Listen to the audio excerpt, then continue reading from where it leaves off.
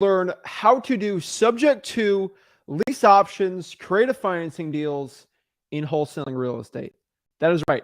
Ginn, and in today's video, I'm going to show you how you can turn your dead leads in wholesaling into huge real estate deals. And so really what we're talking about today is what we call creative financing. Now, most wholesalers, I get it. I was like I was like, okay, creative financing. Now I'm going to skip out of this video. I don't listen. Guys, I'm not a wholesaler.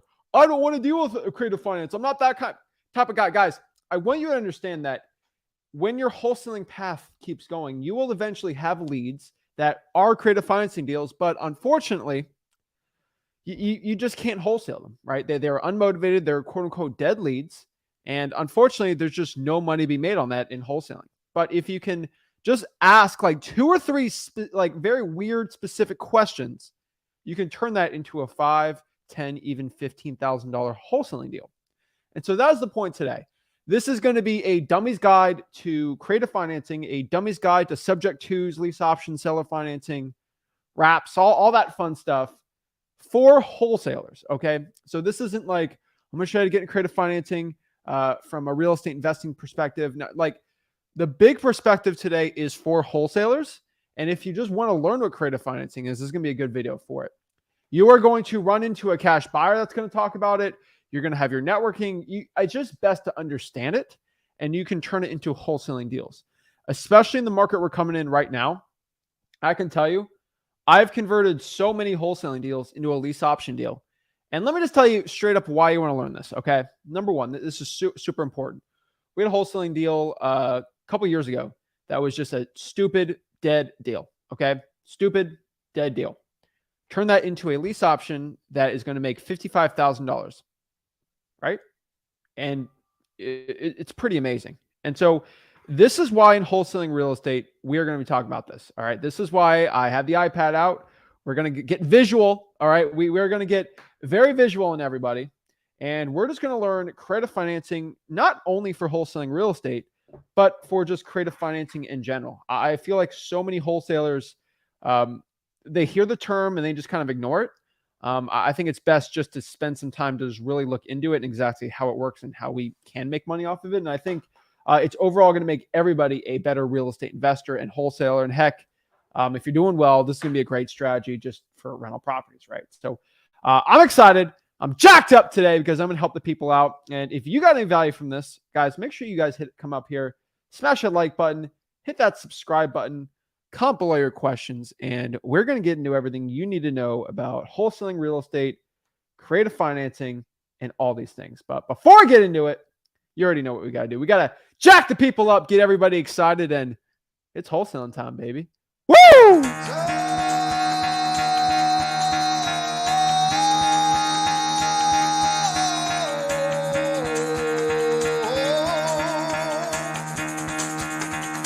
Get the fuck out of bed, bitch. Go.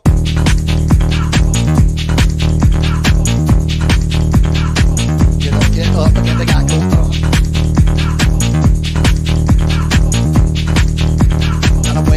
Gotta wake up, bitch. Get up.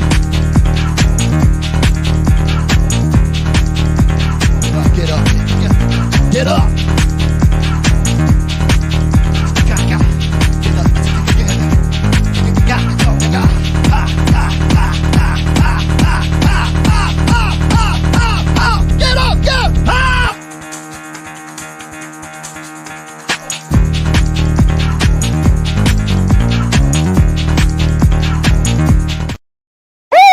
We're ready to go. We're excited. We're ready to break down everything about creative financing, real estate investing, and how you can get rich in this business. So I'm excited, guys. I know a lot of wholesalers are going to get a lot of value from this. This is going to be probably, I'm just thinking about it, roughly a 10, and let's call it introductory webinar. So let's call it a $4,000 creative finance course today I'm going to give to you. Okay, this is a subject to course. This is a creative finance course, and that's what we're going to break down. So we are going to share creative financing. And as somebody who admits he's a big dummy, all right, that it's hard for me to grasp some concepts. Creative finance took me a lot longer than I understood. Because I'm a visual learner, everyone talked about it by just saying it. And so what I want to do is just get behind on here and talk about it. And guys, I want to give everybody a big disclaimer. This is from my perspective. There are legal perspectives and legal differences and everything like that. We do have lawyers handle pretty much 99% of the creative finance deals we do. And you'll have lawyers at title companies and everywhere else that's going to help assist you with it. Whatever I do, make sure you seek legal advice for anything you do, including tying your shoes. Seek a lawyer. That's what my lawyer says to say, and I agree with him. And so if I said something wrong, my lawyers will correct me, and your lawyer should correct you too. So that being said, we're ready to go. I had to give a lot of disclaimers today for this, so who knows. But let's break it down.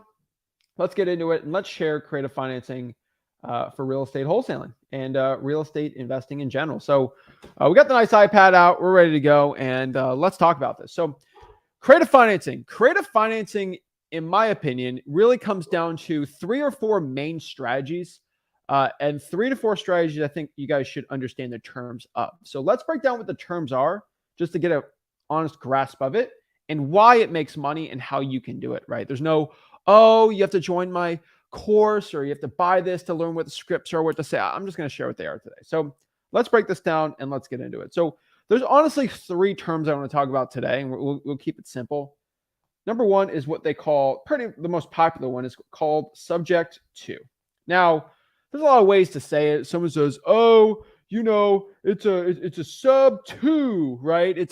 Guys, I don't play that game. I don't like the acronyms on it, like sub 2, like with the 2, like I don't get it, right? They're all marketing points. I'm going to tell you what the honest truth is. Let's talk in real legal terms. Okay, let's cut the sub 2 off. Let's X that out. Okay, we're talking about taking over a mortgage subject to. Let's not get crazy with the terms. Let's just call it subject to. Okay. Subject to is what it is. All right. And so that's the number 1 that's the first one. And that's where a lot of wholesalers get their $5,000, $10,000 assignment fees doing that. Number 2 is something that they call lease options. And I actually love lease options. Some people don't like lease options because, you can't make money forever on it.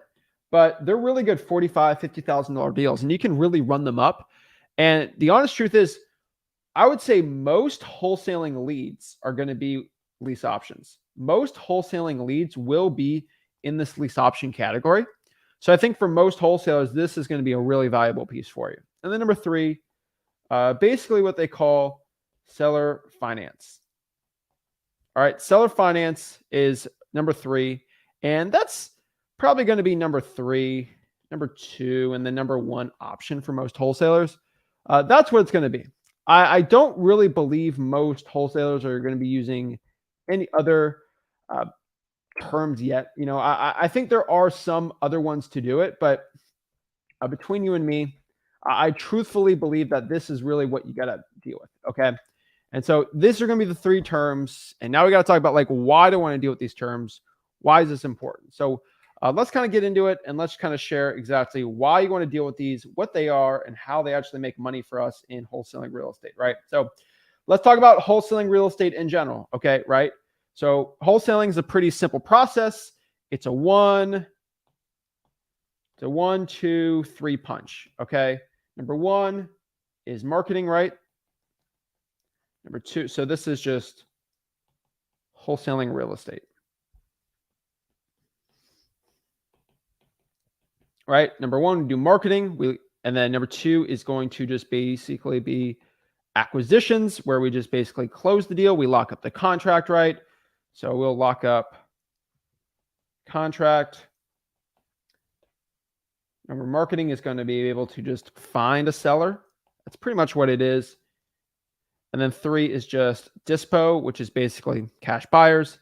This is just going to be sell contract for money. My handwriting's terrible, but deal with it, right? Oh, I think I'm in the way here. That's what these 3 are. Okay. You find the seller, you lock up the contract, you sell the contract. Now, I know it's more advanced than that. I get it. But we're talking basics here. Okay. That's pretty much what wholesaling is. I like it because it's boom, boom, boom. Pretty simple.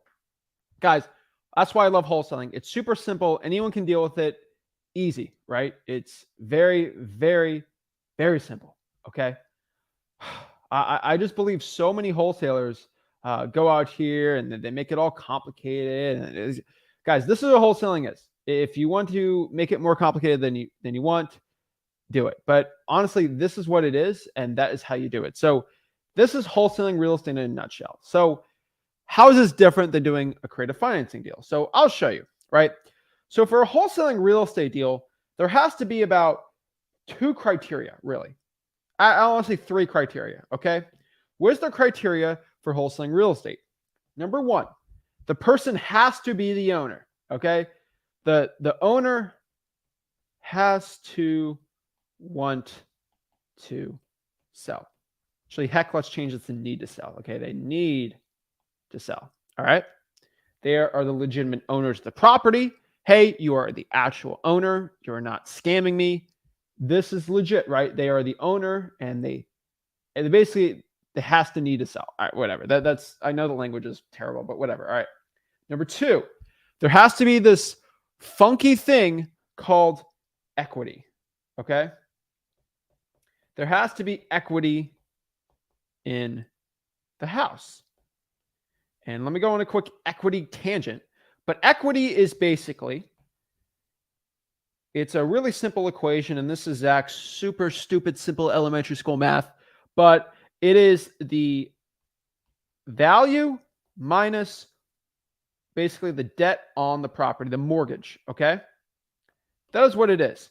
So if you agree to buy it for $100,000 and there is a $25,000 left on the loan on the property, that means at closing, seller would get $75,000, right? Pretty simple. And then on a deal for wholesaling, let's say we sell to a cash buyer for 120K, right? Which basically means that 100K, 75K goes to the seller, right? That equals up. 25K goes to the bank.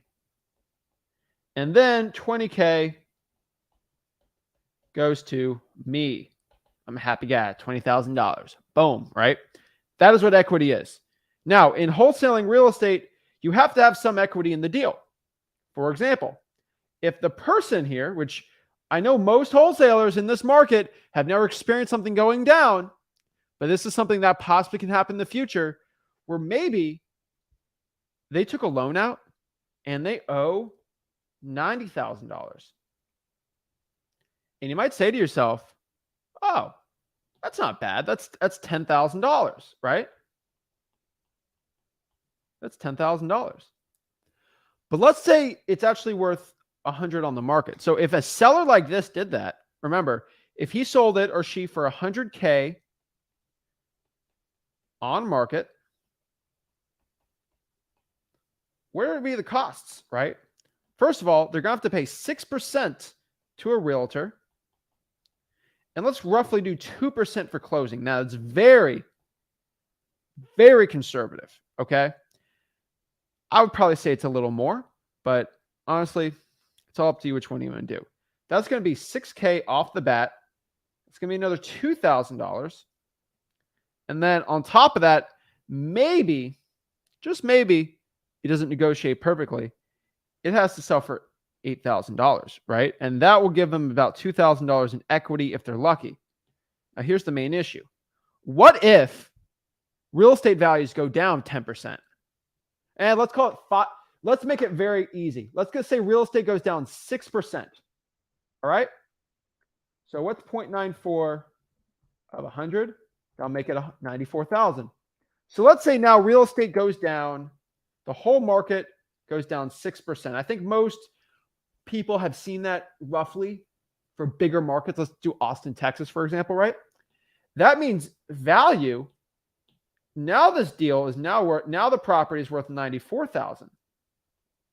Uh-oh. Now if I sell it on the market, it's going to change a little, right? But like things aren't looking too hot for us, right? Because if I have to pay, now it's usually 12% for closing, but I'm being very conservative here, just making easy numbers. So that's 94,000. So let's get rid of this. And guys, if you are not following on anything I'm saying, I'm going to check the comments. Please let me know. I'd love to explain this, but I'm going very slow, very, very slow on purpose. So let's say they have about, let's do 5,700 for a realtor. And let's do a 2% closing at 94,000. These are very rough numbers, but let's do 1,900, right? Let's do 1,900 plus 5,700. That is about minus $77,600 just to close it. Now you minus that off. Here's the issue. But let's add this extra thing on here, okay? We're gonna minus out that $90,000 mortgage. That has to be loaned to the bank. Now, if I add that in, things aren't looking too good here because you had 90K on that. That means you are in a negative balance minus 94, right? So that is $97,000 going to be owed. You add that selling price on there, you are going to be in negative equity position of $3,600, which means to sell this deal on the market, you're going to have to pay $3,600 out of your own pocket. You're going to have to pay to sell the property. And a lot of these deals that they pay value, like high price for, and then goes down 6% and they got that big loan, it's screwed, right?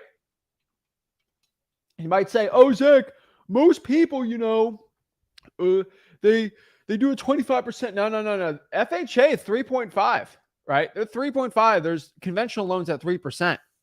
That's rough, right?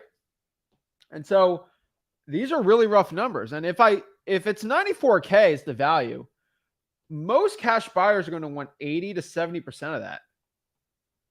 So most cash buyers are going to offer me, right? So if let's do 80%, just be nice.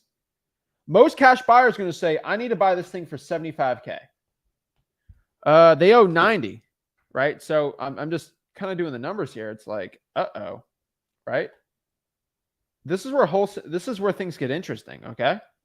I hate to go on a tangent here, but if a cash buyer's at 75K and they owe 90K, this is equal to a dead deal. I can't make money off this, right? There's nothing I can do. So, okay, I lock it up for, let's say I lock it up for 70. You sure the seller is going to be okay with a 20K loss? No, of course they're not. So that's a dead deal for most wholesalers, right? And so that's what equity is. Equity needs to be, the value has to be above the debt. And when real estate goes up, usually that's not a problem. But there's a lot of places right now where that's not the case, right? And so when the real estate market goes up, a lot of these deals are out here, right? So for wholesaling to happen, there has to be some equity in the home. And then really number three, this is very, very simple. Like it's not really complicated, but you need to have two contracts, right? You have the purchase and sale, which is basically me agreeing to buy the house. And then you need the assignment of contract, basically saying me selling it for a certain price. That's pretty much all the criteria you need for anyone in wholesaling to get a deal, right? You have to have the two contracts signed. Someone has to have equity in the house and they're the actual owner and they want to sell. That's pretty simple. If we have a probate, things get a little complicated, but that's really it. Now, let's talk about my rules for the creative financing, and then we'll get into what it is, okay?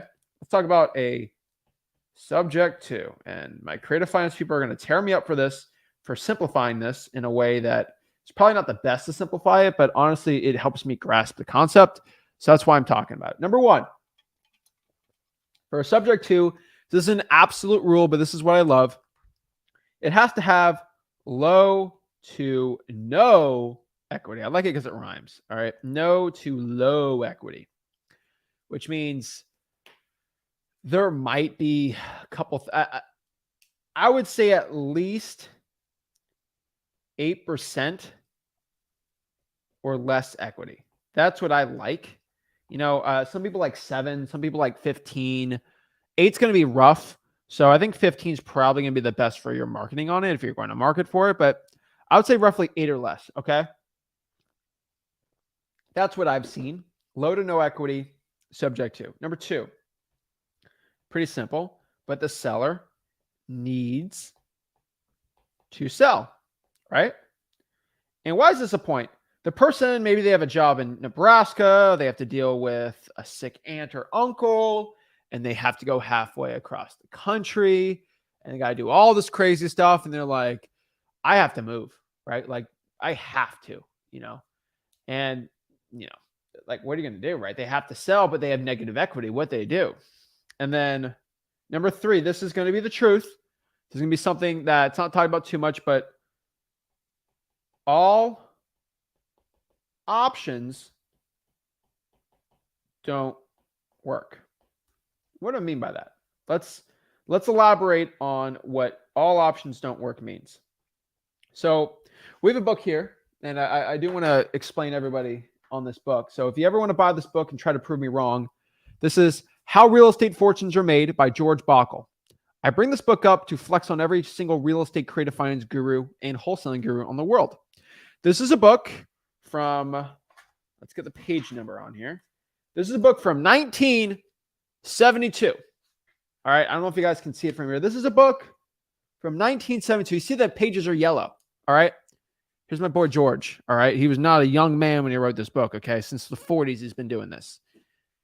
He talks about how to use leverage for sales in real estate wholesaling. He talks about how to do creative financing deals. He talks about how to take over mortgages subject to. He talks about this guy he was like the 50th guy to make a book like this, but this was one of the true OGs of real estate. Okay. Wholesaling, creative finance, he did it all. All right. He just didn't do one thing. So shout out to George Bockel here. This is a real book. We actually on a flip, this book was actually in a probate deal we had. So that's how I knew it was actually happened. Okay. Now, he's an icon. He's talked about these strategies. So before any of you broke real estate gurus say, Zach just said something that's patented for my course. No.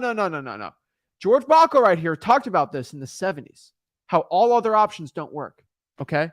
And so these gurus, they think they've owned the world. Okay. When I talk about how to, sales, I use old Zig Ziglar, but like these are books you probably haven't heard of, but they get deals. And this is stuff I teach you. So I want to explain it because in about 4 creative finance courses where people have gotten very upset over me for teaching stuff like this because it was in their course and they're the ones who invented it, when I've been reading George Bockel books for years now. Okay. And so I just wanted to get a little tangent there to let you know that like, this is stuff people claim that they own, but they don't. All right. So all options. Oh, what is this? Get out of here. All right. All options don't work. What does that mean? So I hate to say this. Nobody wants to do a creative financing deal. That's a very controversial statement, but it's something that they need to do, right? And so let's talk about the options. So if you talk to a seller with low to no equity, okay, so when we're dealing with a seller who has a situation where they have low to no equity. Now, this is different from when in wholesaling, you deal with people with a lot of equity. So you don't really deal with these type of sellers. There are a decent amount out there. And so all options don't work. All right. What does this mean? All right. Now there's a lot of ways to do it, but like number 1, okay, you have low equity. Why don't you sell with a realtor? Now I'll put the restricted trademark for my realtors out there so they feel good about themselves. Sell with a realtor. They're like, no, Zach, that doesn't work. I have to pay all these commissions and I'm going to owe money. I can't do that. Right. Okay, fine. Number 2, why don't you just sell it to one of those we buy ugly houses guys, right? Why don't you sell it to a wholesaler, right? Like me. No, right. They offer me $75,000. I owe 90. Dang it. Okay. Well, why don't you just rent it out and just wait for the real estate market to go up? I thought about that, but number 1, I'm not a landlord. I'm not good at that. And number 2 is I can't afford 2 mortgage payments. Oh, you can't. Dang it. Okay. How about number 4? This is a good one. why don't you do a short sale? Oh, what's a short sale? A short sale is basically when there's a lot of ways to say it, but that's basically when you go to the bank and you basically admit that you're underwater and you just kind of sell it and you kind of get out of it. But the problem is sometimes you have to go under bankruptcy. There's a lot of short sales are so different in every place, in every bank. And there are different definitions for it, but basically it's the process when you're underwater and you go to the bank and you kind of just wipe it clean, right? Um, really the bank agrees to the lender that it's like, okay, you can get out of it, right? We'll take the loss. Um, it's a I don't want to call it loan forgiveness, but the problem with the short sale is number one, it is a possibility, but first of all, it's a long process and you're just gonna be losing money doing it. It's really bad for your credit. Some people say, no, it's not. And it's honestly like, it's very embarrassing for a lot of people, right? It's very embarrassing. They have to go through this, right? Same thing. I might spell words wrong. Who cares? What about BK or what they call bankruptcy? Why don't I declare bankruptcy like Michael Scott? I declare bankruptcy. That was, as a guy that loves real estate, that was probably one of the funniest things I've ever seen in my entire life. I can't even admit it, but it was so funny. Bankruptcy's kind of long. It makes you look bad. It's embarrassing. Nobody wants a bankruptcy on their record, right? Like it looks very bad. And so it might stop your prospects from getting another home. So it's possible, but for most people, they don't want to deal with that, right? Like they don't want to deal with that long stress and dealing with something like that. So they're like, I'm out of options, right? And if I do, and then maybe on a bankruptcy or a short sale, right? Maybe they have assets. Like maybe they have a 300K 401k that they don't want to lose, right? Maybe that's going to be a little out there, right? Like maybe they're going to lose that, right? Maybe they have grandma's money or they have something, right? And they don't want to do that, right? And so it's like, ooh, what are we going to do? And so really, this is what we're going to do, right? And let's say, for example, if this is like let's say a divorce situation, or this is a probate, where if they sell it, they have to deal with taxes and all this stuff. They don't want to deal with it, right? All the options are exhausted, right? And there's like 5, 10 more, but like, let's just talk about the big ones, right? How do I deal with this, right? And so basically, how I deal with this is you just offer just to take over the loan and then just basically give like 5K up front. I pay the loan. I take the loan over. I take the mortgage over subject to. So I take it over subject to. That is it. That's what I'm doing. I'm taking it over subject to. So which basically means, and let's try to explain this. Make sure you all screenshot this if you want. But basically what that means, let's just go erase all this junk. Basically, we take it over subject to, which in really simple terms, I'm trying to make this as easy as possible without going crazy, but all right. Basically, what that entails is, let's say the mortgage is, I'm using just random numbers just to make it seem easy for anyone starting out. Let's say the mortgage is $1,000 a month. All right. Like that's pretty simple, right? They owe 90. And the value of the piece of real estate right now is like 95K, which means obviously if they sold it, they'd be negative equity, right? That's not good. $1,000 a month. That includes principal and interest. Principal and interest, right? Taxes, let's say for a property like that, let's call it $1,400 a year, which I know is low, but I'm just making this easy and simple for most people. And then let's say insurance is going to be roughly 100 a month, so $1,200. All right. Roughly that means it's going to be, what is that going to be? 2,600 plus 12. So $14,600 a year is what it costs basically to have the house. So that is what we're going to call principal plus interest plus taxes plus insurance is going to be what they call PITI. PITI. 14 grand a year. You can divide that by 12. So someone, what's the PITI, right? Like, so PITI would be, let's divide this by 12. It's going to be about $1,217 a month. That is what it costs basically to run it, right? That's pretty much it, right? Now we can go, oh, what if we could depreciate the property? What if I actually go out here and gain equity? Do I add that into the value? No. All right, like just what the cost is, okay? That being said, if I know roughly the PITA is 1217, this is what I look. So how do I tell if this is a good subject to deal or not, right? Basically what we're doing, and I'm going to just get all that tangent real quick, but let's say someone has their mortgage, right? And so they have the mortgage and they have negative equity, all right? So this is going to be the mortgage and there's something called the deed, all right? Pretty simple. But how it is, it's kind of a layer, right? So deed shows who is the owner of the property, and the mortgage shows that owner owes bank. And that's an amount, right? And so basically, they are the owner of the property. They control the asset, the house, right? And there's a mortgage basically underneath it. That's pretty much it, right? So in subject 2, basically what we do is you got me. What am I going to do here? I'm going to take over the deed. So now I am owner. Okay. And then the mortgage, and the mortgage stays into their name. All right. And so I get the deed and the mortgage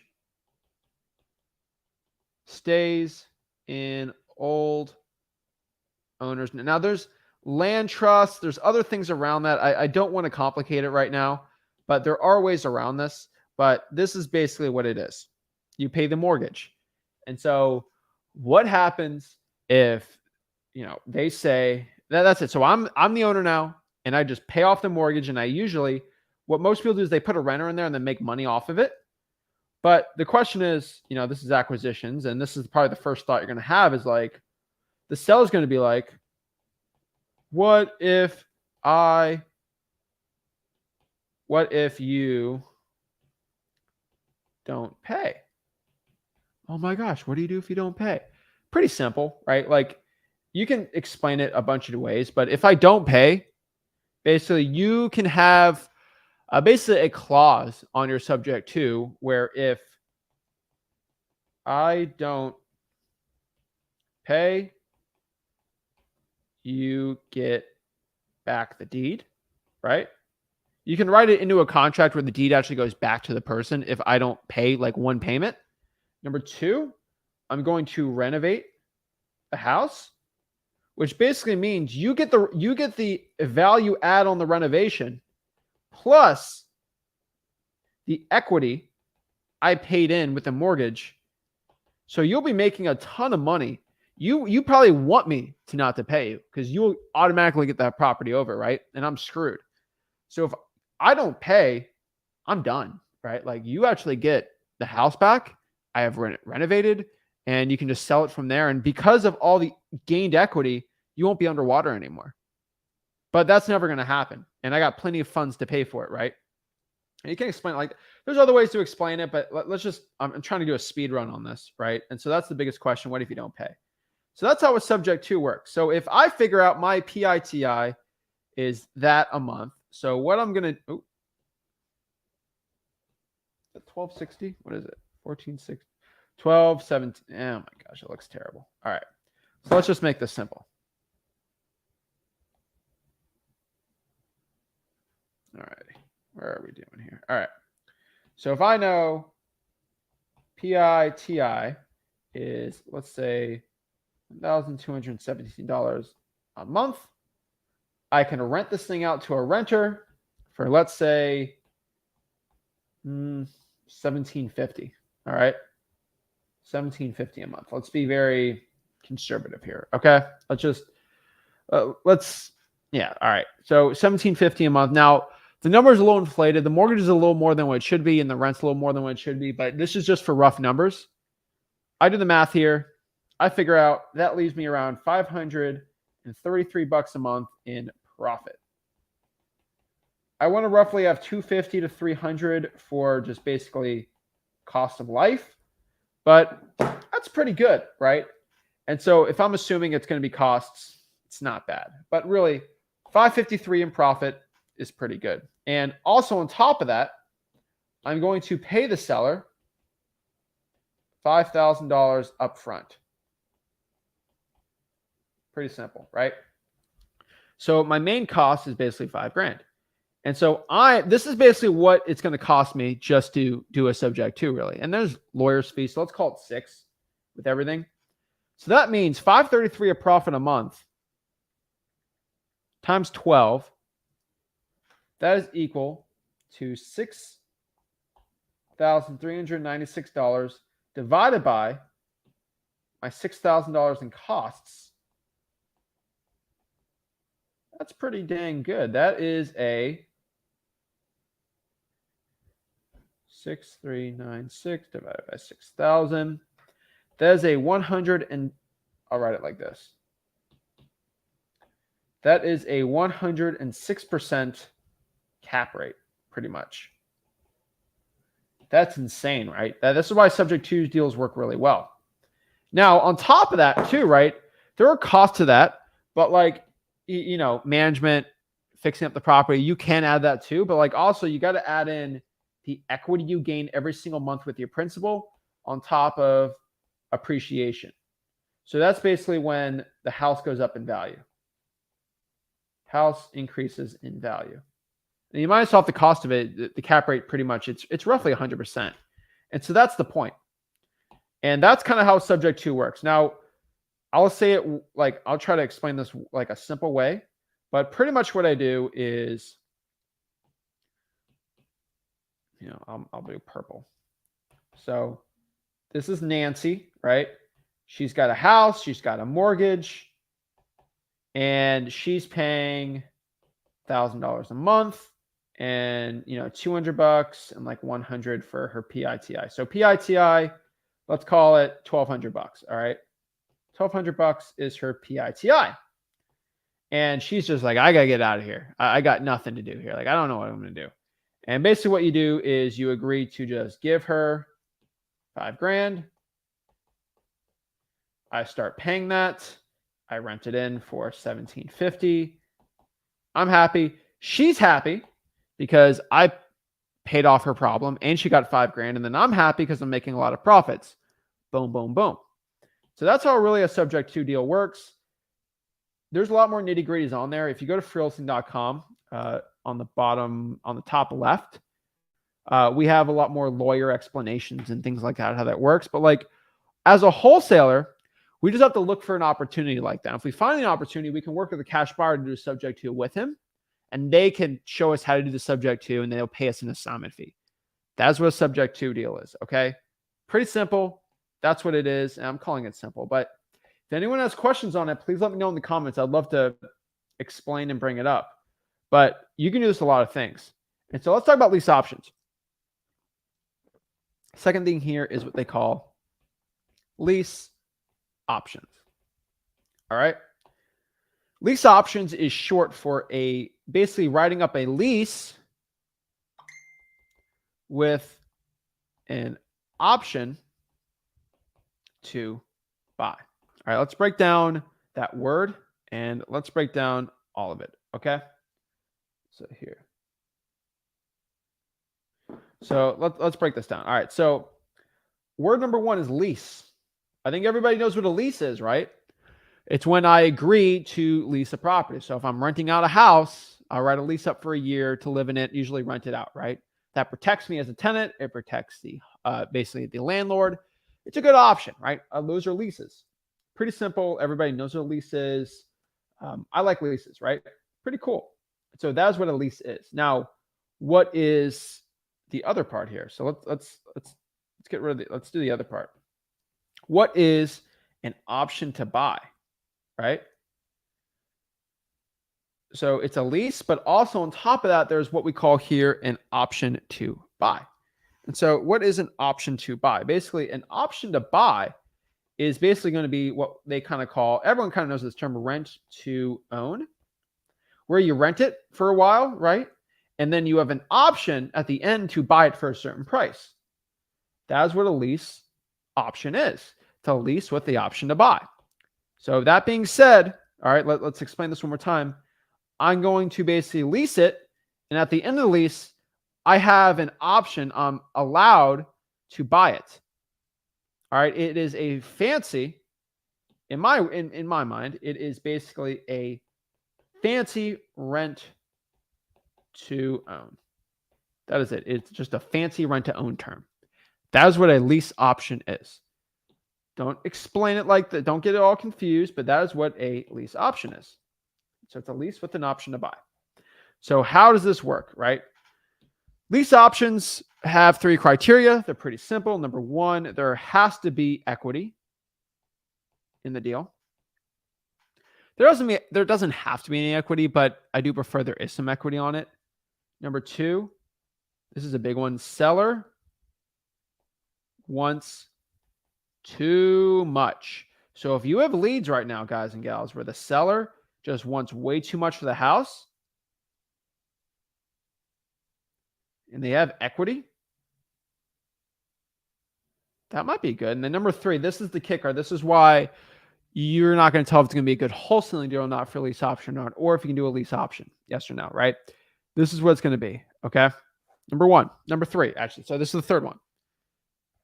This is Zach's definition of it. Rick's got a little different ones. I have different ones, but we're all kind of, we do it in the same way. In all honesty, what I found is the seller basically has no big use for the money. And that's going to be a big part, okay? The seller's going to have no big use for the money when they sell it. So for example, let's break down, quick example here. All right. If I sell if I have a seller, I agree to buy his house for $120K. Let's say he had $50K in a basically loan. He'll get at the end of that term $70K, right? Right? Yeah, right. Okay. He'll basically get $70K. Let me check my math, because I'm stupid. All right, $70K. That's what I thought. All right. He'll basically get $70,000 at closing. Pretty simple, right? Guess what? Here's the main issue. All right. Here's the main issue here, guys and gals. Most sellers, when they get that $70K, they'll use that to, like, number 1, buy a new home, right? They might, do a 1031 exchange, buy another, like maybe even like a rental. Maybe they're going to invest into something, or, number 4 is they just leave it in the bank. Or like number 5, they leave in the bank basically to retire, right? Like that's basically what it is. All right. And then possibly they can use a lot of that cash basically to just pay the taxes, right? That's really what people do when they sell the house, right? Like there's other things to do, right? But like that's honestly what they're doing, okay? And so that being said here, knowing this is the option, they don't really have any good uses for it, right? That being said, they have no good use for the money. They can probably agree to sell it, but sell it basically with terms, if that makes sense, where they can agree to sell the property, but they're going to get a lot for it, but they're going to get paid in increments, right? And so basically the best way to explain that is, obviously people pay more with a mortgage because they get done in payments, right? So if I can either buy this thing for $100K now, Or let's say in 3 years, I can buy it for $140,000. Or how about this? I can pay, okay, this is the regular offer from everybody, but what if my offer is 140K? Oh, that's a way better offer. But I'm going to pay you, ready? It's pretty simple. But I'm going to pay you 35K, 35K, 35K, 35K in year 1, year 2, year 3, and in year 4, right? That's actually what they call, and I don't want to spoil it, but that's kind of what they call seller finance. And usually they add basically a 5% interest rate, or they add a rate, and they're basically what we call the bank, right? And that it's not the best one, right? But that's kind of roughly what a seller finance is. Or maybe they agree for a 30-year loan or a 20-year loan at a certain, and they're kind of like a bank, right? That's kind of the third part, and I kind of spoiled it, but that is kind of what seller finance is, right? Pretty simple. But let's not talk about that for a second, okay? That's just basically because I have a magical thing here called terms. And in real estate, you have, it's pretty simple, but there is price, and then there are terms. Or you can agree to buy it for a certain price, but you get a terms. So in wholesaling, let's explain this.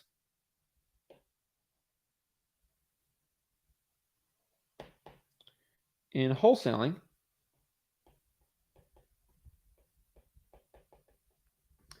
price is just basically on the contract. What are the terms? Cash. I buy it cash all at once at a date at closing. That is what a wholesaling deal is, right? Now, if I'm doing another type of deal, right? Let's just, let's do deal number 4. I don't know, right? Let's call it price can be the price we have in the contract. But let's say terms. I agree to pay $2K a month for 7 years. And so that's your terms. You are financing, right? You are just going to basically finance me the deal. But wait a second. You're telling me I can change this to, let's say, 4,000, and then I can do 3 years? You're telling me I can change this to 1,000 and possibly do 15 years? I can do it and change it and be creative with it. If I can finance and be creative, that means I can have creative finance. Boom. Heads exploding right now. Creative financing. That's what it is. All right. So I don't want to act simple on it, but that is what creative financing is. I just want everyone to kind of grasp the concept of what I'm trying to say. That is what creative financing is. All right. And so you have price and you have terms. So with a lease option, I basically go to a seller, and the house right now is worth 100K. 100K is basically what it is actually worth. I'm going to agree to buy the house, and he wants to sell it for 130, which is stupid. Okay? It is dumb. That is you already know sellers like this. That is stupid. That is dumb. That is bad. No. Okay? That makes me angry as a wholesaler. Okay? That gets me very upset as a wholesaler. I see someone wanting to sell for 130K. That is a stupid price. Cash buyers want to buy this thing for 80, 70. How am I going to make money at 130? It won't be on the MLS for 100. What in the world am I going to do here? Well, it's pretty simple, guys and gals, all right? What I'm going to do is I'm like, all right, buddy, So like I've said before in wholesaling or in any deal in real estate, honestly, right? I have what we call, pretty simple, we have price and terms. So it all comes back to price and terms. Now, for you to win in the real estate game, I want everybody to understand this. You can win on price or you can win on terms. All right? You can win on price or you can win on terms. It's pretty interesting. So what does this mean, right? This means I can lose on price. I can lose on price. But if I just win on one thing, if I just win on terms, that actually equals a win. All right? If I have price, terms, and let's say, for example, I lose on terms, but I get a really good price. Oops. Then that equals a win. But unfortunately, in price or terms,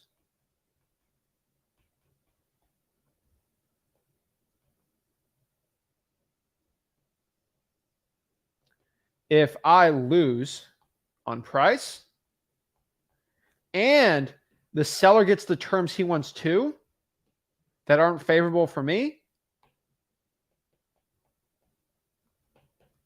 that is an L. You'll lose here. Not good, right? But again, kind of like everything, if there are two wins, then I win. It's a pretty simple game, right? I want everybody to understand. Simple, right? All I have to do is win. All right? That's it. So I watched Ant-Man last week. All right? And Ant-Man was fighting Kang. And this was in the trailer, so it's not a spoiler. All right? Ant-Man was fighting Kang. And I don't want to go in the plot. I can't reveal the plot. But I thought it was a pretty good movie. I like Ant-Man. He said, and I will quote, he said this quote, and this is very similar to wholesaling. He said, he was fighting for something. I can't reveal it. I don't want to spoil it. But he said, I don't have to win. You just have to lose. That was what it was in the trailer, so I didn't spoil anything. I thought it was a really cool line in the movie, and it was in the trailer, so I didn't spoil anything, okay? I didn't spoil anything. All right? All my Marvel people, don't get upset at me. But he said, it was in the trailer. It was a really cool quote. He said, I don't have to win. You just have to lose. Which basically means in creative financing, they just have to lose on something, and then I win. And I think it's a pretty easy term to say, but like, that's how it works. And so take your script, like this is it. So if I have this deal right here, and let's erase the rest of this. Guys, you go on the YouTube channel, you can replay this, screenshot it, do whatever you want. Just it's on the YouTube channel. I'll take some time and go over it. But like, so that being said, he wants way too much for the house. So he obviously, that's going to mean I'm going to lose on price. Which guess what that means? That means I'm going to have to figure out a way to win on terms to get that W. All right. And you know I don't lose. So what's a good terms for me to make it, right? Okay. Like, how am I actually going to make this work, right? Pretty simple. All right. Like, this is very simple.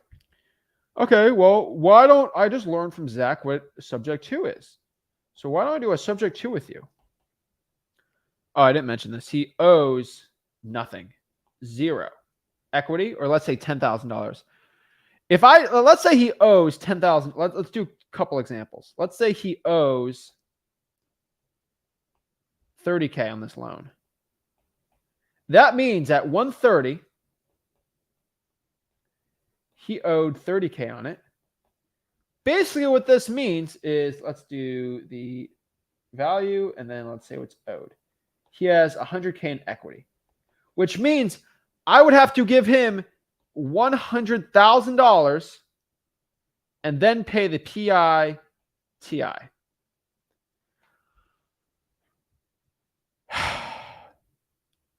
here's the problem. It's like, I can't do a subject to on this. Like, I could, but why am I going to drop 100K?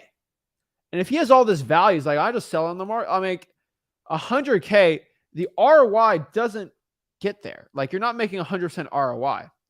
And most people don't want to drop 100K on something like this, right? Like, that's not a good deal, right? You want the payments to be low.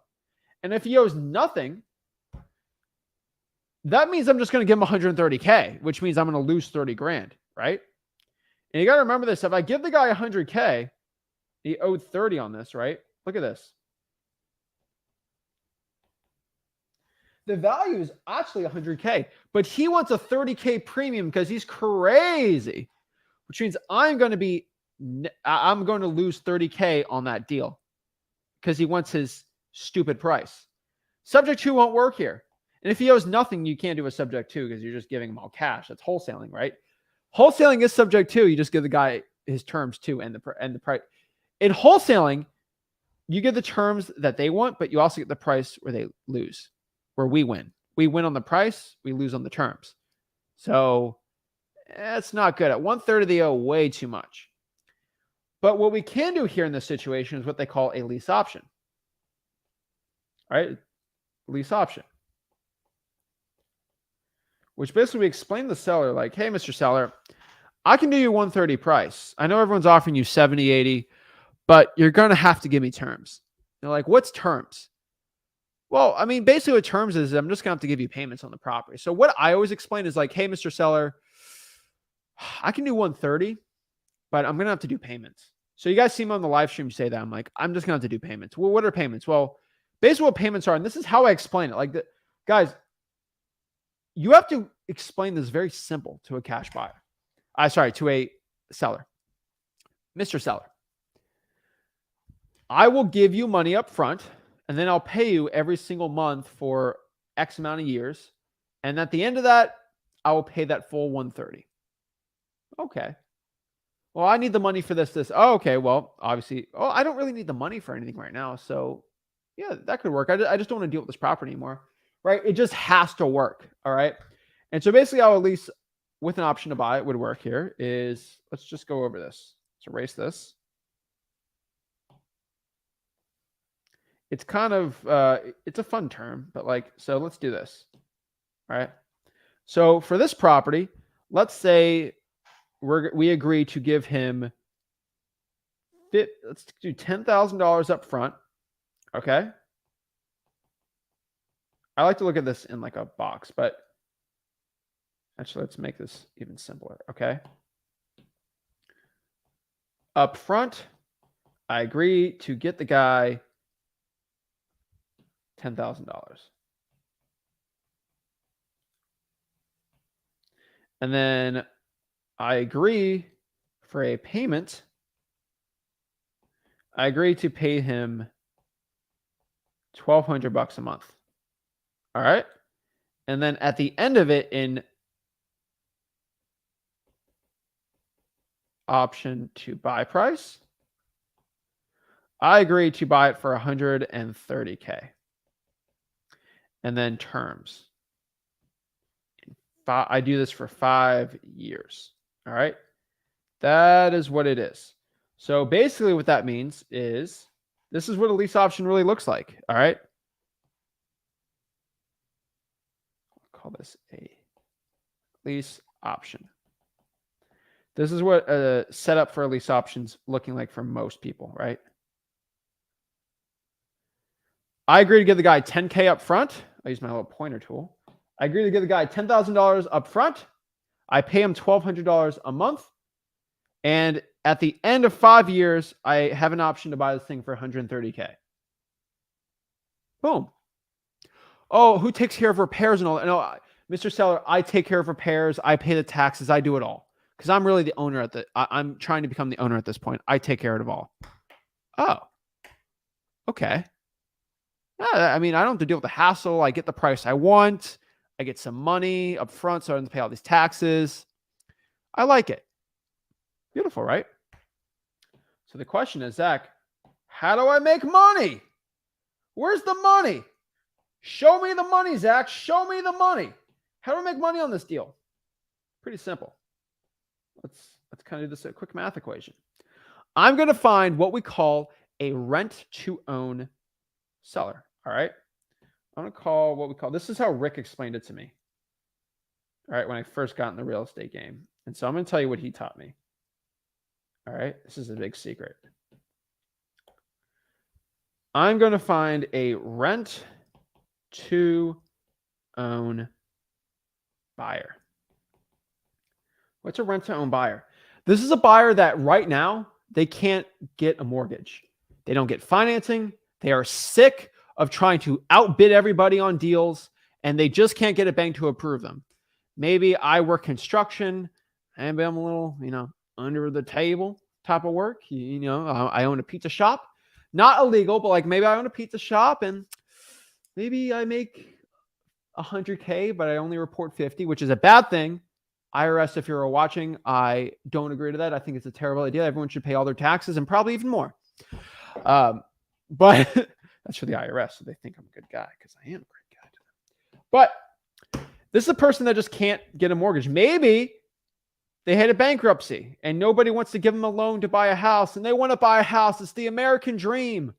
They want the picket fence. They want to raise their kid and a dog, and they want to do all that stuff. They just can't get a mortgage, but they know in 5 years, they know about 5 years they can get their credit there, right?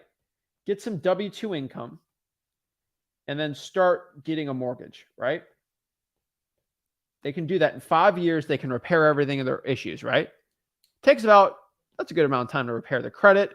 And then a bank will like to give them the thing, right? Boom. That's pretty cool. And so here's why a lease option works. I'm going to find one of those guys. Here's the problem I had when Rick was talking to me. I was like, there's no way somebody wants to do that. There's absolutely like no way somebody is actually willing to go out here and be a rent to own buyer. That makes no sense. Like, yeah, no, I didn't believe it until I actually started marketing for it. And there's a ton, like a ton. All right. And actually more than ever. Right.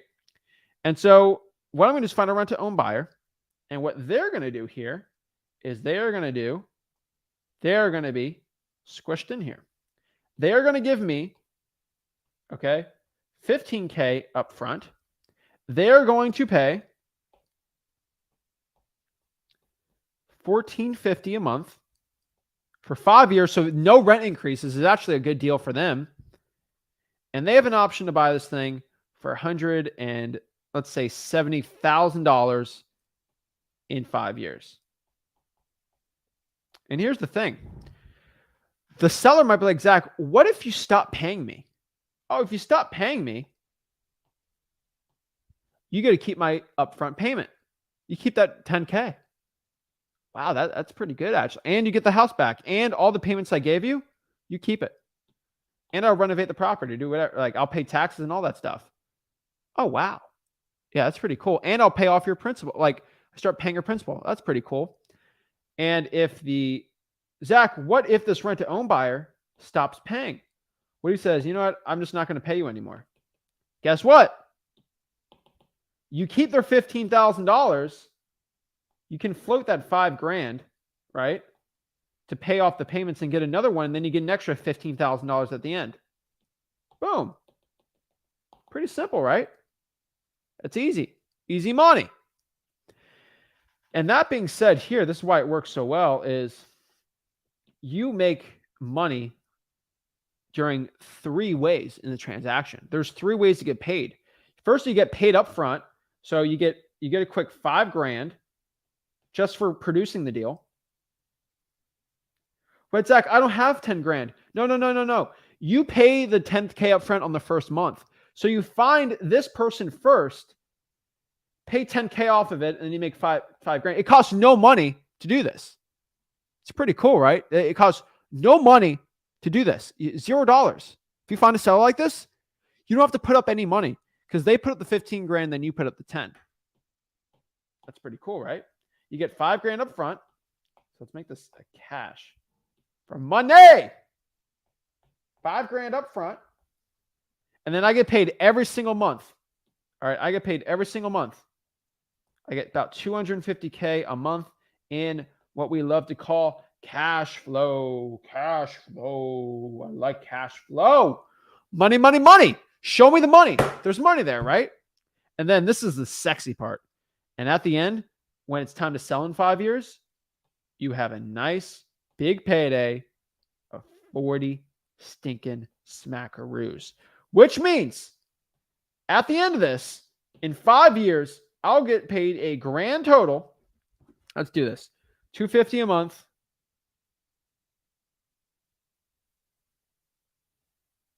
Let's see. Let's pop this up here.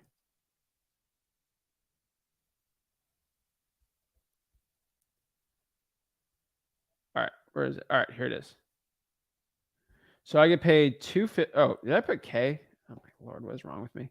$250 times 12, $3,000 for 5 years. It's about $15,000. So that's going to be about, oops. It's going to be about 15 grand. So that means I'm getting 15 plus 5 plus 40. That's $60,000 you make in 5 years, which kind of comes down to $12K a year with no money. No money. This is why lease options are so awesome. And this is when you have what we call a dead deal, and you can make money off of it. Pretty cool, right? And that's pretty much what a lease option. Now, seller financing is a little different, right? So I'll do a quick example. It's basically when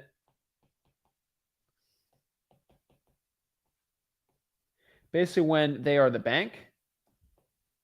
So, you know how banks work with mortgages. This is pretty simple. But really what it works is you agree to give maybe upfront payments. And then you pay them for, let's say, 15 years at a certain rate. So maybe you pay $2,000 a month, and then you can go and find a person to rent it up. Maybe you get $2,500, you make $500 a month, maybe $6K a year. Out of $10,000 you spent up front for the cost, you get about a 60% cap rate, right? Pretty good. You can sell those deals all day. They're not my favorite, but they're not bad. How do I bring those deals up? Hey, Mr. Seller, would you take payments on it? I'll give you some upfront, then I just pay you for a certain amount of years. It's creative. That's how you do it. Lease options is when somebody doesn't want to sell it, do a 15-year seller financing deal. I don't want to do 15 years. I just want to sell it in 5 years, right? Boom, we can do that, right? Lease options, I like to do 3 to 5 years. And then for a subject to, you can do them as much as you really want because it's kind of unlimited. You have the mortgage for 30 years, right? And so that's how it works. And so the last part here is, I know I'm running on a big tangent here, but I just wanted to break everything down. There's a lot here, but subject to is like, how do I pitch a subject to deal to somebody? Pretty simple. Hey, Mr. Seller, you don't have any options here. I mean, why don't I just take over your mortgage and just pay you up front and then just pay the mortgage? I'll have the deed in my name, but if I don't pay, blah, blah, blah, blah, blah, right? You just get into the full spiel on it. And they have to say, yeah. I want everybody to understand this is going to be a huge, like, big thing, but like, make sure, guys and gals, when you have a creative financing deal, this is different than wholesaling, where the seller has to be on board. All right. Like, the seller actually has to be super like wanting to do this. You are not going to convince a seller to do a creative financing deal. They have to convince themselves. This is a great one. Okay, great. 10% of eligible deals like this are going to want to do it. 90% are going to say no. All right. The worst thing in the world, is like they say yes and then tomorrow they say no. If you say yes to a seller finance deal, I go to the appointment. I'm like, so you take payments? Yeah, I'll take payments. And we agree to it. Okay, well, I'll come by next week to look at the house and we can go over it one more time and then we can get started on it. It's like a wholesale. It's like, time's going to kill the deal. No, I want to be super on board to it before I do it. And then the last part is like, how do I find cash buyers? Oh my gosh, how do I find cash buyers for this deal, right? How am I going to make money in wholesaling? Pretty simple. How do you find cash buyers for this?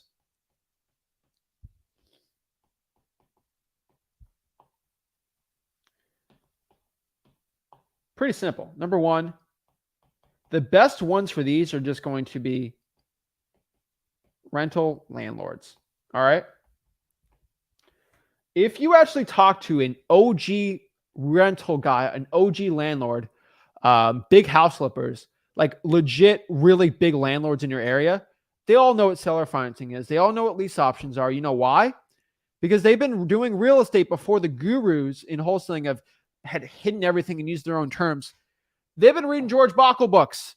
They went to seminars in like 2002. They all know what they are. If you guys ever meet a real estate wholesaler that's been making six figures since 2001, 2002, they all know this stuff because they went through 2008 where this was huge. This is making another comeback. And so the OG rental guys are going to be there. How do you go? Just go to Zillow, For Rents, call them. Just call regular cash buyers and see if they buy creative financing deals. I actually had a realtor cash buyer of mine. He's a realtor, but he's one of the biggest realtors on the Treasure Coast in Florida. And he's been buying for me forever. Like he just buys them, rents them out. And he sometimes flips. He's like, I just learned about creative financing. Give me all the deals, right? And started giving some deals, right? But between you and me, when I get deals like this, I just keep them for myself. I love them. We have some examples. I'll tell everybody, I would love to go share all the addresses of all the rentals and creative finance deals we do. But in all honesty, I buy them in very special ways. There's trust, there's corporations, there's other things where I want to protect my assets. Just protect them, right? And so people don't know where they are, but I'm the owner, but no one knows of the owner except for the government. And, it helps with lawsuits, help with all that stuff. So I don't really share the addresses too much. I've shared, I think, 4 or 5 properties on the channel on it just to show I do it. But I do a lot of, I do a very good amount because I'm in a great market for it, right? But I could tell you I wish I could show you more, but to keep our assets protected, I don't really show the addresses or anything like that. And that's kind of funny. But I'll tell you this, I love doing them. And I love doing them in a way because you can actually set them up in a way where your assets are protected. So it's a great strategy. I like it. So yeah, that is creative financing. I know I just said a lot there, but in all honesty, it's a great one. And so what I want to do really quick is see if I can hop on some questions, some one-on-ones, and see how I can help the people out. So let's answer some questions really quick. With a lease option, does the amount they are paying every month for 5 years come out of the purchase price? So here's the cool part, Jason. It's creative, right? So it can't. Those are what we call terms. And we can move the terms however we want. Now, I sometimes like to say it and just assume that I'm paying for principal. Sometimes, no, just interest only. Here's the cool part. Savvy wholesalers, savvy sellers that actually know what they're doing, they'll negotiate this all day and they actually know what it is. And so sometimes they will, sometimes they won't, right? My problem's finding, if you want to find a lawyer for subject to deals, I don't know, you're abbreviating again, so it drives me crazy. That's a pet peeve of mine, so we're not going to abbreviate. But to find a lawyer, ask title companies and ask really good real estate investors around, and then other lawyers from there. Niffy says, what if they decide to not buy the property at the end? Well, if they decide not to buy the property at the end, then I keep the upfront payment, and then I find a cash buyer to buy the deal for 160, 150K, and I make a money in between. That's why I had a 40K difference, and it appreciates in 4 to 5 years. And so if the rent-to-own guy doesn't pay, it's the best thing ever. Because then I just have a cash buyer in there, and then boom, I can do it like that, right? It's great.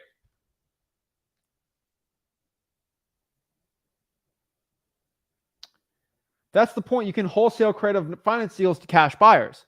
And so maybe you don't want to do any of this. You don't want to deal with the risk or being the landlord type that guy. You just wholesale to cash buyers like me.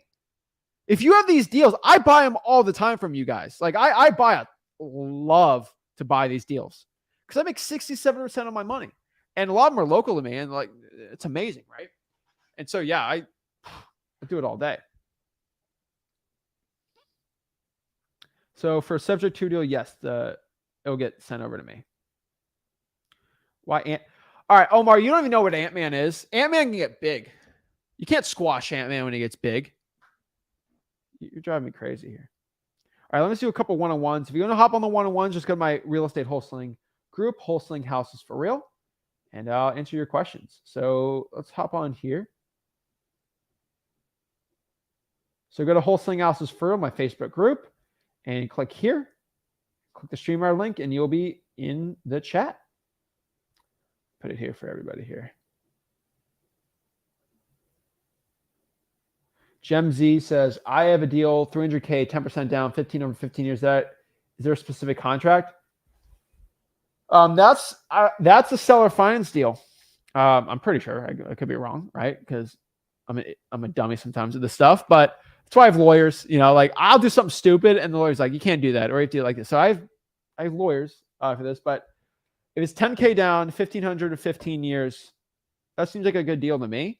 But I got to know what we call PITI. PITI.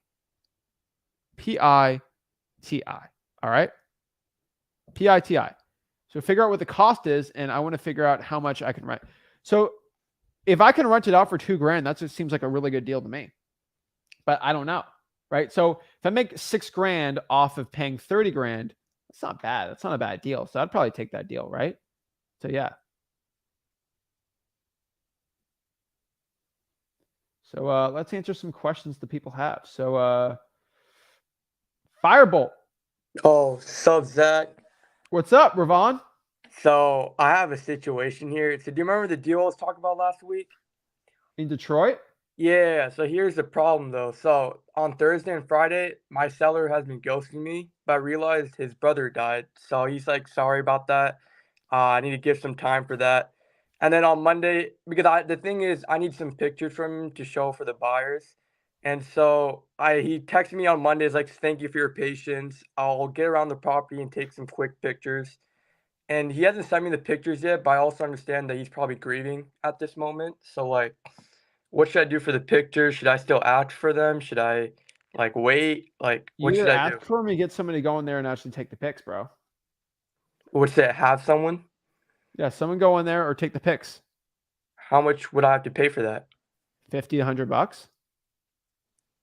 Like, what about the inside of the house? Like, have him like, oh, okay. Oh, It's either you do that or that. Like you don't really have much options here. okay. I see. Because I don't want to like force it. You know what I'm saying? So like, since I know he's grieving at the same time, but like, should I still like ask him one more time today? Like, if you could send it in, or Either you ask him or you get someone to take pictures of it. It's pretty black and white here. okay, okay, I see. And another thing is, so when I'm looking at prop stream for the buyers and all, uh, like some of them are like owned by LLCs, right? I remember you told me to go to the flippers tab last time, so I did that. I haven't called any of them yet. So I'm gonna start doing them after this call, but I've been looking at some of them, and some of them, like I said, are owned by LLCs. Some of them are owned like by real people. So how do you go about LLCs, and like what's the script for them? So you go to the mailing address Yeah, and then you skip trace that. for the LLCs. All right, it says the Yeah. LLC owned by a person or like a company. Like that's the thing I'm Person. confused. People Oh. own companies. Oh, okay. So it's I don't owned by. own one piece of real estate without a company. Okay. Oh, okay. So it's like so you go to the Unless mailing it's address. personal residence. I'll say that again. Sorry. Unless it's my personal house. No. It's all owned under a company. Oh, okay. So you go to PropStream, go to the mailing address, skip trace that, right? Yep. And would you just say, hey, my name's Ravon, I'm a wholesaler. I was looking if you're interested Catch in buyers, buying. man. I have a deal under contract looking to sell it. I'm wholesaling it. Okay. And if I was gonna JV with you, like should be the last day? Like my thing closed on March 25th, right? So like, when should I like send the deal to you, like the last possible day? You can send it the day before the closing. We'll try to extend it. I mean, it's whatever you want. It's harder to sell. I can't guarantee it when it gets closer to it. Under a month, it's going to get a little difficult. Okay, I see. And a quick thing is, so after like I vet the cash buyers, right, like asking those 5 questions, like another proof of funds, make sure they send the property so I can see if they own that property. Is that's when like I send the property address to them and some pictures? Yep. Oh, okay. Make sure you vet them, but yeah, that should be pretty much it. Okay. And you also try Zillow for rents, right? Yes. Okay. Let me see any more questions. Okay. Yeah, I think that'll be it. Thank you All so right. much. Time is of the essence, bro. Keep it up. Thank you so much. Thank you. All right. Boom. Awesome. Tamia. Oh, yeah. Okay. Hello. Can you hear me? Loud and clear. What's up? How can I help you out? Okay, great. All right. So I have 4 deals under contract now, and I haven't closed my first deal yet. Most of them are scheduled to close next month. So right now I'm actively looking for cash buyers, and I'm not getting a lot of traction with the processes I'm using. So I'm following all of your advice. One of the things is I'm doing is I'm harvesting on Facebook groups, gathering emails and sending out like marketing blasts of the deals that I have. I'm getting some contact from that, but just not a lot. I'm not sure if my asking price is too high. I have gotten some offers, but they're just way lower than what I feel the property can be sold for. And another thing I'm doing too is contacting the for rents on Zillow with the property management companies. I did that for several days and I haven't gotten any traction on that whatsoever. Another So, Tamia, thing, what?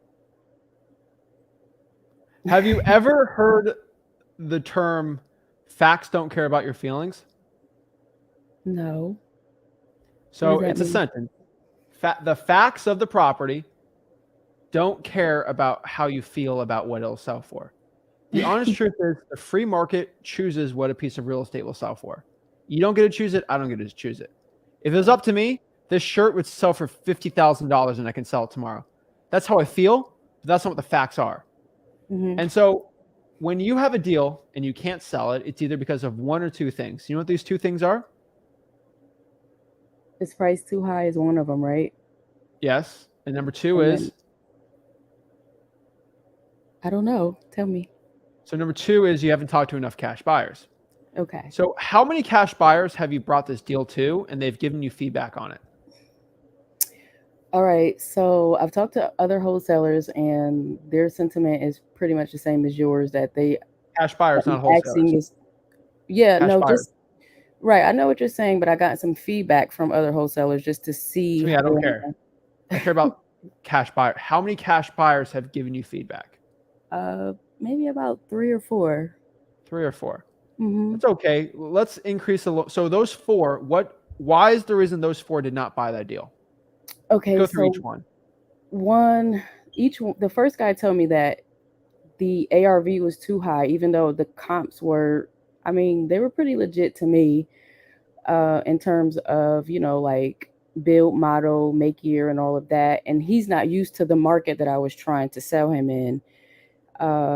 He didn't mind the purchase price, but he said that ARVs were off, even though I had, verified that. And the second buyer told me that my buy price was too high. Okay. What about the Right. And third the one? other buyers, they just didn't respond. And I didn't Okay. follow up. So that's another thing I wanted to ask you You too. only talked to 2 buyers now. You went from 4 to 2. Right. No, listen to what I'm saying. So I vetted these buyers and then I sent them the deals and I didn't get a response back from them. So I just thought that they weren't interested. Does that make So sense? to me, that makes sense. Yeah. So what I want to let you know is you've only talked to 2 buyers, so we can't really get too much info from that. Okay. We got to talk to 4 or 5. So let's increase the amount of buyers we've talked to. Have you gone to any local property auctions yet? Yeah. So I went to the first one. I'm in Georgia, so they have it on the first Tuesday of every month. I went to the auction last Tuesday, um, month of February, and in the month of January. And the auction buyers are great, but what I noticed about them is that they really like to buy very low. Um, and I know that you all have you have a certain tier for buyers, which I think is great. So these buyers are investors that have been, I guess, doing this business for years, and they really just want an excellent deal, and they won't stand for anything else, and that makes sense. The numbers have to work for them. So, like an ideal buyer that would pay more, right, is somebody that is not as experienced in this business or just does a few flips a year. And I'm just not coming across those type of buyers. Tamia, what city is this in? So this deal that I have here is in Clayton County in Georgia. Okay. Yeah, so it's about 15 to 20 minutes away from Atlanta. So let me ask you a question. How many for rent have you called in Clayton County in the last week? Oh God.